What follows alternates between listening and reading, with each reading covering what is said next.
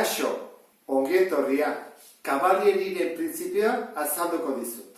Lehenengo baldintza da, bi gorputzek edo honek ere bai, hiru, eduki behar dutela altura berdina. Ikusten ez bezala, hiru dute altura berdina, ezta?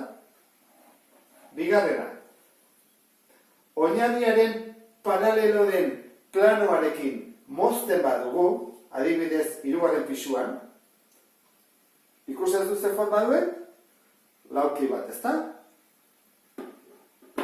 Hemen, baita ere.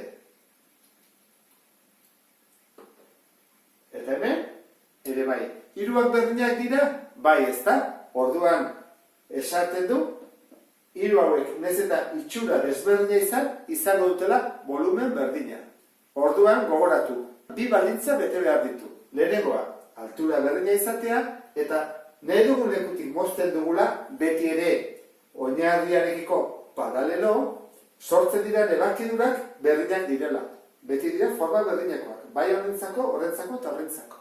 Horrek esan nahi du, bi gorputz geometriko hauek direla volumen berdinakoak. Zergatik, azalera berdina baldin badute, ebakidura beti izango da honen berdinak. Orduan, izango lirateke biak berdinak. Bestetik kontuan hartu behar dugu, egia esan, hau jartzen badugu bat bestearen azpian, ikusten duzun bezala,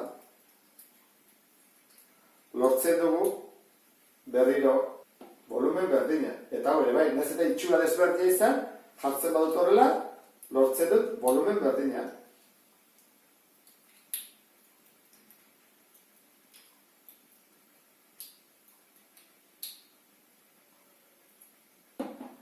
Horregatik formula horrela da, ezta?